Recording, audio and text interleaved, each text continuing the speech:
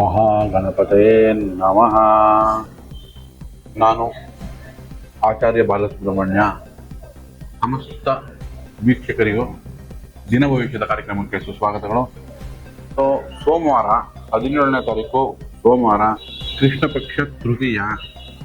ನೋಡಿ, ಚಿತ್ತಾ ನಕ್ಷತ್ರ 2:30 ತನಕ ಮಧ್ಯಾಹ್ನ ತನಕ ಇರುತ್ತೆ. ನಂತರ ಸ್ವಾತಿ ನಕ್ಷತ್ರ ಬರುತ್ತೆ. ಧ್ರುವ ಯೋಗ, ಭದ್ರಕರಣ ಬರುತ್ತೆ. ರಾಹುಕಾಲ 7:30ಯಿಂದ 9 ಇರುತ್ತೆ. ಯಮಗಂಟಕ ಕಾಲ 10:30ಯಿಂದ 12. ಅಮೃತಗಳಿಗೆ ಅಂದ್ರೆ ಈಗ ಸೋಮವಾರ ನೋಡಿ, ಒಳ್ಳೆ ಮುಹೂರ್ತ ಬೇಕು, ಏನಾದ್ರು ಶುಭ ಕಾರ್ಯ ಪ್ರಾರಂಭಿಸ್ಬೇಕು, ಹೊಸ ಕೆಲಸಗಳು ಆರಂಭಿಸ್ಬೇಕು, ಮುಹೂರ್ತ ಹೇಳಿ ಅಂತಂದ್ರೆ ಅಮೃತಗಳಿಗೆ ಬೆಳಗ್ಗೆ 6ರಿಂದ 7:30 ಸೋಮವಾರ ಚೆನ್ನಾಗಿದೆ. ಸೊ ಇದು ಪಂಚಾಂಗ ಆಗುತ್ತೆ. ಈಗ ನಾವು ದ್ವಾದಶ ರಾಶಿ ಫಲಗಳನ್ನ ತಿಳ್ಕೊಳ್ಳೋಣ. ಯಾಕಂದ್ರೆ ಯಾವ್ಯಾವ ರಾಶಿಗೆ ಯಾವ್ಯಾವ ಈ ದಿನದಲ್ಲಿ ಏನೇನು ಲಾಭ ನಷ್ಟಗಳು ಯಾವ್ಯಾವಿದೆ, ಯಾವುದು ಇನ್ಫ್ಲೂಯೆನ್ಸ್ ಮಾಡೋದ್ರೆ ಯಾವ್ದ್ರಿಂದ ಸುಖ ಸಿಗುತ್ತೆ, ಯಾವ್ದ್ರಿಂದ ದುಃಖ ಸಿಗುತ್ತೆ, ಹೆಂಗೆ ಬ್ಯಾಲೆನ್ಸ್ ಮಾಡೋದು ಅಥವಾ ಹೆಂಗೆ ಸಮಾಧಾನಕರವಾಗಿ ಜೀವನ ಸಾಗ್ತದೆ ಇವತ್ತಿನ ದಿನ ಅಂತ ತಿಳ್ಕೊಳ್ಳೋಣ. ಸೋಮವಾರ 17ನೇ ತಾರೀಕು ದ್ವಾದಶ ರಾಶಿಗಳ ಫಲಗಳು. ಮೊದಲನೇದಾಗಿ ಮೇಷರಾಶಿ. ನೋಡಿ, ಮೇಷರಾಶಿಯವರು ಮಾತುಕತೆಯಲ್ಲಿ ಎಚ್ಚರಿಕೆ ವಹಿಸಬೇಕಾಗುತ್ತೆ. ಯಾಕಂದ್ರೆ ರಾಷ್ಟ್ರಾಧಿಪತಿ 3ರಲ್ಲಿ ಇದ್ದಾಗ 3ರಲ್ಲಿ ಬರೋದು ಆಸ್ತಿ. ಸೊ ಮೇಷರಾಶಿಯವರು ಅಗ್ನಿ ತತ್ವ ಆಗಿರೋದ್ರಿಂದ, ಕೋಪ ಬೇಗ ಬರೋದ್ರಿಂದ ಸ್ವಲ್ಪ ಮಾತಲ್ಲಿ ಎಚ್ಚರಿಕೆ ವಹಿಸಿ ಯೋಚನೆ ಮಾಡಿ ಮಾತಾಡಿ ಅಂತ ಹೇಳ್ಬೋದು. ಧೈರ್ಯ ಹೆಚ್ಚುತ್ತೆ. ಈಗ ರಾಹು 12ರಲ್ಲಿದ್ರೆ ಪ್ರವಾಸ, ದೂರ ಪ್ರವಾಸ ಅಥವಾ ಹೊರದೇಶಕ್ಕೆ ಏನಾದ್ರೂ ನೀವು ಪ್ರಯತ್ನ ಪಡ್ತಿದ್ರೆ ಅದಕ್ಕೂ ಇವತ್ತಿನ ದಿನ ಒಳ್ಳೆ ಶುಭ ಸುದ್ದಿ ಸಿಗುವಂತ ಚಾನ್ಸಸ್ ಇದೆ. ಮತ್ತು ಗೃಹ ನವೀಕರಣ ಅಥವಾ ವಾಹನ ಏನಾದ್ರೂ ನವೀಕರಿಸೋದು ಅಥವಾ ರಿಪೇರಿ ಮಾಡಿಸೋದು ಅಂತ ಅವಕಾಶಗಳು ಅಂತ ದಿನಗಳನ್ನು ಬರ್ಬೋದು. ಮೇಷರಾಶಿಯವರಿಗೆ ಹೊಟ್ಟೆ ಅಥವಾ ಅಜೀರ್ಣ ಆಗೋ ಚಾನ್ಸಸ್ ಇರುತ್ತೆ ಇವತ್ತಿನ ದಿನ. ಯಾಕಂದ್ರೆ ಸೂರ್ಯ 12ನೇ ಮನೆಯಲ್ಲಿರೋದ್ರಿಂದ ಓವರ್ ಆಲ್ ಆಗಿ ಮೇಷರಾಶಿಯವರಿಗೆ ಸಾಮಾನ್ಯ ಕರ ದಿನ ಆಗಿರುತ್ತೆ.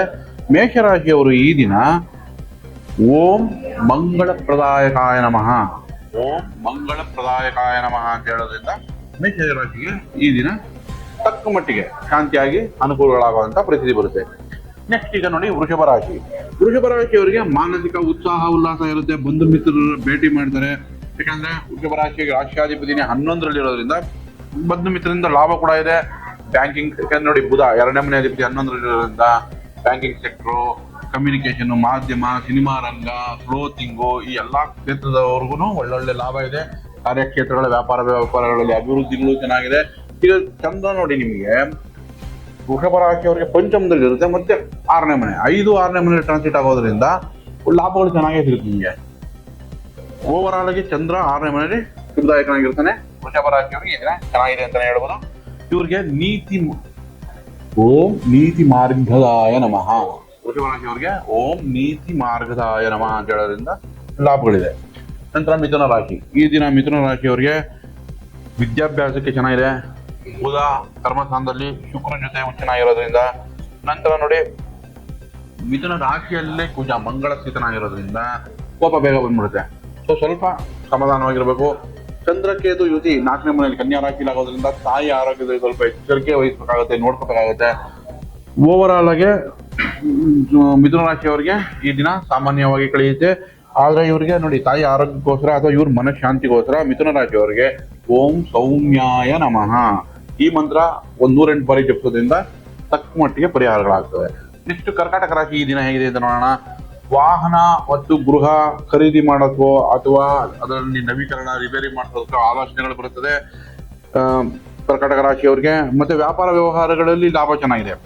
ನೋಡಿ, ಮಾನಸಿಕ ಒತ್ತಡ ಇರುತ್ತೆ ಸ್ವಲ್ಪ. ಯಾಕಂದ್ರೆ ಚಂದ್ರ ಕೇತು ಯುತಿ ಆಗಿರೋದ್ರಿಂದ ಸ್ವಲ್ಪ ಕರ್ಕಾಟಕ ರಾಶಿಯವರಿಗೆ ಮಾನಸಿಕ ಒತ್ತಡ ಇರುತ್ತೆ. ಬಟ್ ಆದ್ರೂ ಕೆಲಸ ಕಾರ್ಯಗಳಲ್ಲಿ ಏನು ಚಿಂತೆ ಇಲ್ಲ. ಈ ದಿನ ವಧುವರ ಅನ್ವೇಷಣೆಯಲ್ಲಿರೋರಿಗೆ ವಧುವರ ಶುಭ ಸುದ್ದಿ ಸಿಗುವಂತ ಚಾನ್ಸಸ್ ಇರುತ್ತೆ. ಟೋಟಲಿ ಕರ್ಕಾಟಕ ರಾಶಿಯವರಿಗೆ ಚೆನ್ನಾಗಿದೆ ಅಂತ ಹೇಳ್ಬೋದು. ಇವರಿಗೆ ಮಂತ್ರ ಏನ್ ಬರುತ್ತೆ ಅಂದ್ರೆ ಓಂ ಶಶಿಧರಾಯ ನಮಃ ಈ ಮಂತ್ರ ಪಠಿಸೋದ್ರಿಂದ ಇವರಿಗೆ ಕರ್ಕಾಟಕ ರಾಶಿಯವ್ರು ಒಳ್ಳೆ ದಿನ, ಒಳ್ಳೆ ಫಲ ಸಿಗುತ್ತೆ. ಸಿಂಹರಾಶಿ. ನೋಡಿ, ಈ ದಿನ ಸಿಂಹರಾಶಿಯವ್ರಿಗೆ ಯಾವ ತರ ಇದೆ ಅಂತಂದ್ರೆ ನೂತನ ಉತ್ಸಾಹ ಇರುತ್ತೆ. ಯಾಕಂದ್ರೆ ಸೂರ್ಯ ಶುಕ್ರ ಕಾಂಬಿನೇಷನ್ ನಲ್ಲಿ ಒಂದು ಹೊಸ ಉತ್ಸಾಹ ಸಿಗುತ್ತೆ. 2ನೇ ಮನೆಯಲ್ಲೇ ಚಂದ್ರ ಇದೆ. 3ನೇ ಮನೆ ಟ್ರಾನ್ಸಿಟ್ ಆಗ್ಬೋದು ಸೋಮವಾರ ಹೊತ್ತಿಗೆ. 3ನೇ ಮನೆ ಚಿತ್ತ ನಕ್ಷತ್ರಕ್ಕೆ ಬಂದಾಗ ಕುಜಿನ ನಕ್ಷತ್ರ ಬೇರೆ. ಸೊ ಒಂದು ಹೊಸ ಉತ್ಸಾಹ ಇರುತ್ತೆ. ನಂತರ ನೋಡಿ, ಸಿಂಹರಾಶಿ ಅವರಿಗೆ ಕೇತು ಇರೋದ್ರಿಂದ ನಿಮ್ಗೆ ಗಂಟಲು ಬಾಧೆ, ಅದೇ ಇನ್ಫೆಕ್ಷನ್ ಆಗ್ಬೋದು ಗಂಟಲಲ್ಲಿ. ಸೊ ಅದಕ್ಕೆ ಎಚ್ಚರಿಕೆ ವಹಿಸ್ಕೋಬೇಕಾಗುತ್ತೆ. ಹುಣ್ಣಾಗೋ ಸಾಧ್ಯತೆ ಇರುತ್ತೆ. ಯಾಕಂದ್ರೆ ಮತ್ತೆ ರಾಹು ಜೊತೆ ಸೂರ್ಯ ಸೇರಿದಾಗ ಇವರಿಗೆ ಭೂಮಿ ಮತ್ತೆ ವಾಹನ ಈ ಕ್ಷೇತ್ರದಲ್ಲಿ ಇರೋರ್ಗಂತೂ ಅಥವಾ ಲೀಡರ್ಶಿಪ್, ಡಾಮಿನೇಷನ್ ಅಧಿಕಾರದಲ್ಲಿರೋರಿಗೆ ಒಳ್ಳೆ ದಿನ ಅಂತಾನೆ ಹೇಳ್ಬೋದು. ಓವರ್ ಆಲ್ ಆಗಿ ಸಾಮಾನ್ಯಕರವಾದ ದಿನವಾಗಿ ನಡೆಯುತ್ತೆ. ಈ ಯಾವ್ಯಾವ್ದ್ರಲ್ಲಿ ಪರಿಹಾರ ಮಾಡ್ಕೋಬೇಕೋ ಅದರಲ್ಲಿ ನೋಡಿ. ಸಿಂಹರಾಶಿಯವರಿಗೆ ಯಾವ ಮಂತ್ರ ಬರುತ್ತೆ ಅಂದ್ರೆ ಸುಪ್ರಸನ್ನದಾಯ ನಮಃ, ಸುಪ್ರಸನ್ನದಾಯ ನಮಃ ಈ ಮಂತ್ರ ಹೇಳೋದ್ರಿಂದ ಅನುಕೂಲಗಳಾಗುತ್ತೆ. ನೆಕ್ಸ್ಟ್ ಕನ್ಯಾ ರಾಶಿ. ಇವತ್ತಿನ ದಿನ ಹೇಗಿದೆ ಕನ್ಯಾ ರಾಶಿಯವರಿಗೆ ಅಂದ್ರೆ ವ್ಯಾಪಾರ ವ್ಯವಹಾರಗಳಲ್ಲಿ ಲಾಭ ಚೆನ್ನಾಗಿರುತ್ತೆ. ಧಾರ್ಮಿಕ ಕ್ಷೇತ್ರಗಳಿಗೆ ಭೇಟಿ, ಯೋಗ, ಮೆಡಿಟೇಷನ್, ಒಂಥರ ನಿಮ್ಗೆ ಆಯ ಒಂದು ಅರ್ಧ ಗಂಟೆ ಕುತ್ಕೊಂಡ್ಬಿಡಪ್ಪ ಅಂತ ಅನ್ಸೋದು. ಕೇಸ ಡಿಟ್ಯಾಚ್ ಮಾಡ್ತಾನೆ ಅಂದ್ರೆ ವೈರಾಗ್ಯ ಕೊಡ್ತಾನೆ. ಒಂದ್ ಸ್ವಲ್ಪ ನಿರಾಸಕ್ತಿ ಇರುತ್ತೆ, ಆದ್ರೂ ಕೂಡ ಶುಕ್ರ ರಾಹು ಜೊತೆ ಉತ್ಸಾಹ ಕೂಡ ಕೊಡ್ತಾನೆ. ಸೊ ಓವರ್ ಆಲ್ ವ್ಯಾಪಾರ ವ್ಯವಹಾರಗಳಲ್ಲಿ ಲಾಭ ಇರುತ್ತೆ, ಕೆಲಸ ಕಾರ್ಯಗಳಲ್ಲಿ ಅಭಿವೃದ್ಧಿ ಇರುತ್ತೆ. ಕನ್ಯಾ ರಾಶಿಯವರಿಗೆ ದಿನ ಓಂ ಸುಖದಾಯ ನಮಃ, ಓಂ ಸುಖದಾಯ ನಮಃ ಈ ಮಂತ್ರ ಕನ್ಯಾ ರಾಶಿಯವರು ಹೇಳ್ಕೊಳೋದ್ರಿಂದ ಖಂಡಿತ ಒಳ್ಳೆ ರಿಸಲ್ಟ್ ಸಿಗುತ್ತೆ. ನಂತರ ಇವರಿಗೆ ತುಲಾರಾಶಿ. ತುಲಾರಾಶಿಯವ್ರಿಗೆ ನೋಡಿ ಆಕಸ್ಮಿಕ ಧನ ಲಾಭಗಳು. ತುಲಾರಾಶಿಗೆ ಏನಾಗುತ್ತೆ, ಶುಕ್ರ 6ನೇ ಮನೆಯಲ್ಲಿ, ಅಷ್ಟಮಾಧಿಪತಿ 6ನೇ ಮನೆಯಲ್ಲಿ ಇರೋದ್ರಿಂದ ಕೆಲಸ ಕಾರ್ಯಗಳಲ್ಲಿ ಆಕಸ್ಮಿಕ ಧನ ಲಾಭ, ವ್ಯಾಪಾರ ವ್ಯವಹಾರಗಳಲ್ಲಿ ಆಕಸ್ಮಿಕ ಧನ ಲಾಭ ಸಿಗುತ್ತೆ. ಕೆಲಸ ಕಾರ್ಯಗಳಲ್ಲಿ ಏನಾದ್ರು ಕ್ರಿಯಾಶೀಲತೆ ಅಂದ್ರೆ ಹೊಸದಾಗಿ ಏನಾದ್ರು ಮಾಡಿ ಅದನ್ನ ಎಕ್ಸ್ಪ್ಯಾಂಡ್ ಮಾಡೋ ತರ ಆಲೋಚನೆಗಳು ಬರುತ್ತೆ. ನಂತರ ನೋಡಿ ತುಲಾರಾಶಿಯವರಿಗೆ ಮಕ್ಕಳ ವಿಚಾರದ ಸ್ವಲ್ಪ ಚಿಂತೆ ಬಂದ್ಬಿಡುತ್ತೆ.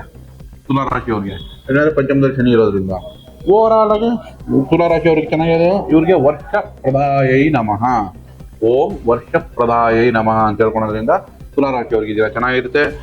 ನಂತರ ನೋಡಿ ವೃಶ್ಚಿಕ ರಾಶಿ. ವೃಶ್ಚಿಕ ರಾಶಿಯವ್ರಿಗೆ ಏನಾಗುತ್ತೆ, ಇಲ್ಲಿ ಕೇಂದ್ರಾಧಿಪತಿ ಮತ್ತು ತ್ರಿಕೋಣಾಧಿಪತಿ ಅಂದರ್ಥ. ವೃಶ್ಚಿಕ ರಾಶಿಯಿಂದ 7ನೇ ಮನೆಯಲ್ಲಿ ಗುರು, 5ನೇ ಮನೆಯಲ್ಲಿ ಶುಕ್ರ. ಸೊ ಈ ಕೇಂದ್ರ ತ್ರಿಕೋಣದಲ್ಲಿ ಶುಭ ಗ್ರಹಗಳು ಯಾವಾಗಿರುತ್ತೋ ಅವಾಗ ಇವ್ರಿಗೆ ಏನಾದ್ರೂ ಒಂದು ಹೊಸ ಪ್ರಾಜೆಕ್ಟ್ ಸಿಗೋದು ಅಥವಾ ಹೊಸ ನೂತನ ಕೆಲಸಗಳಲ್ಲಿ ಶುಭ ಸುದ್ದಿ ಸಿಗೋದು, ವ್ಯಾಪಾರ ವ್ಯವಹಾರಗಳಲ್ಲಿ ಒಂದು ಶುಭ ಸುದ್ದಿ ಸಿಗೋದು, ಏನಾದ್ರೂ ಒಂದು ಒಳ್ಳೆ ಅವಕಾಶಗಳು ಈ ದಿನ ಚೆನ್ನಾಗಿದೆ ಅಂತ ಹೇಳ್ಬೋದು. ವೃಶ್ಚಿಕ ರಾಶಿಯವರಿಗೆ ಶುಭ ಕಾರ್ಯಗಳಿಗೆ ಅನುಕೂಲ, ಓದುವರ ಅನ್ವೇಷಣೆಗಳಿಗೆ ಅನುಕೂಲಗಳಾಗುತ್ತೆ ಅಂತ ಹೇಳ್ಬೋದು. ಈಗ ವೃಶ್ಚಿಕ ರಾಶಿಯವರಿಗೆ ಯಾವ ತರ ಮಂತ್ರ ಬರುತ್ತೆ ಅಂತಂದ್ರೆ ಓಂ ಮಹಾವೀರಾಯ ನಮಃ, ಓಂ ಮಹಾವೀರಾಯ ನಮಃ ಈ ಮಂತ್ರ ಜಪಿಸೋದ್ರಿಂದ ವೃಶ್ಚಿಕ ರಾಶಿಗಳಿಗೆ ಅನುಕೂಲಗಳಿದೆ. ನಂತರ ಧನುರಾಶಿ. ಧನುರಾಶಿಯವರಿಗೆ ಬಂಧು ಮಿತ್ರ ಅಥವಾ ಸಹೋದರರುಗಳನ್ನ ಮೀಟ ಮಾಡಿ ಅಥವಾ ಭೇಟಿ ಆಗುವಂತ ಸಂದರ್ಭಗಳು ಬರುತ್ತೆ ಇವತ್ತಿನ ದಿವಸ. ನಂತರ ಸರ್ಕಾರಿ ಕೆಲಸದಲ್ಲಿರೋರಿಗೆ ಖಂಡಿತ ಉತ್ತಮ ಲಾಭಗಳಿದೆ, ಅನುಕೂಲಗಳಾಗುತ್ತೆ. ವ್ಯಾಪಾರದಲ್ಲಿ ಏಳಿಗೆ ಕೂಡ ಇದೆ.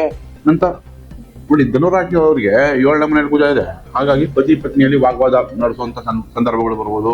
ಸ್ವಲ್ಪ ಸಹನೆ ಕಾಪಾಡ್ಕೊಳ್ಳಿ ಅಂತ ಹೇಳ್ಬಿಟ್ಟು ಒಂದು ಓಂ ಸುಬ್ರಹ್ಮಣ್ಯಾಯ ನಮಃ, ಓಂ ಕಾರ್ತಿಕೇಯ ನಮಃ ಸುಬ್ರಹ್ಮಣ್ಯನ ಆರಾಧನೆ ಮಾಡೋದ್ರಿಂದ ಅದರಲ್ಲಿ ನೀವು ಪರಿಹಾರ ತಗೋಬಹುದು. ಓವರ್ ಆಲ್ ಆಗಿ ಧನುರಾಶಿಯವರಿಗೆ ಓಂ ಸರ್ವಜ್ಞಾಯ ನಮಃ, ಓಂ ಸರ್ವಜ್ಞಾಯ ನಮಃ ಈ ಮಂತ್ರ ಜಪಿಸೋದ್ರಿಂದ ಈ ದಿನ ಅವರಿಗೆ ಶುಭಕರವಾಗಿರುತ್ತೆ. ನಂತರ ನಮಗೆ ಮಕರ ರಾಶಿ. ಈಗ ಮಕರ ರಾಶಿಯವ್ರಿಗೆ ಏನಾಗಿದೆ, ಕೆಲಸ ಕಾರ್ಯಗಳಲ್ಲಿ ಗೌರವ ಸಿಗುವಂತ ಸಮಯ. ಯಾಕಂದ್ರೆ 3ನೇ ಮನೆಯಲ್ಲಿ ಸೂರ್ಯ ರಾಹು, 3ರಲ್ಲಿ ಸೂರ್ಯ ರಾಹು ಇಬ್ಬರಿಗೂ ಬಲ ಇರುತ್ತೆ, 6ರಲ್ಲಿ ಕುಜ ಬಲನಾಗಿದ್ದಾನೆ. ಹಾಗಾಗಿ ಇವರಿಗೆ ಕೆಲಸ ಕಾರ್ಯ ಅಥವಾ ವ್ಯಾಪಾರ ವ್ಯವಹಾರ ಆ ಕ್ಷೇತ್ರಗಳಲ್ಲಿ ಗೌರವ ಕೀರ್ತಿ ಸಿಗುತ್ತೆ. ಇವ್ರ ಲಾಭಕ್ಕೆ ಅಲ್ಲಿ ಬಡ್ತಿ ಅಥವಾ ಟ್ರಾನ್ಸ್ಫರ್ ಆಗುತ್ತೆ, ಪಲ್ಲಟ ಆಗುವಂತ ಚಾನ್ಸಸ್ ಮಕರ ರಾಶಿಯವ್ರಿಗೆ ಹೆಚ್ಚಾಗಿರುತ್ತೆ. ಸೊ ಈ ದಿನ ಮಕರ ರಾಶಿಯವರಿಗೆ ಶುಭದಾಯಕವಾಗಿರುತ್ತೆ. ಮಕರ ರಾಶಿಯವರಿಗೆ ಓಂ ಸರ್ವೇಶಾಯ ನಮಃ ಈ ಮಂತ್ರ ಹೇಳೋದ್ರಿಂದ ಖಂಡಿತ ಲಾಭ ಸಿಗುತ್ತೆ ಮಕರ ರಾಶಿಯವರಿಗೆ. ಸೋಮವಾರ ಕುಂಭರಾಶಿಯವ್ರಿಗೆ ಯಾವ ತರ ಇದೆ ಅಂತ ನೋಡೋಣ. ನೋಡಿ ಕುಂಭರಾಶಿಯವರಿಗೆ ಕಾರ್ಯಕ್ಷೇತ್ರಗಳಲ್ಲಿ ಸ್ವಲ್ಪ ಒತ್ತಡಗಳು ಬಂದ್ಬಿಡುತ್ತೆ. ಕಾರ್ಯಕ್ಷೇತ್ರಗಳಲ್ಲಿ ಒತ್ತಡ ಇರುತ್ತೆ, ವ್ಯಾಪಾರ ವ್ಯವಹಾರಗಳಲ್ಲಿ ಲಾಭ ಇರುತ್ತೆ.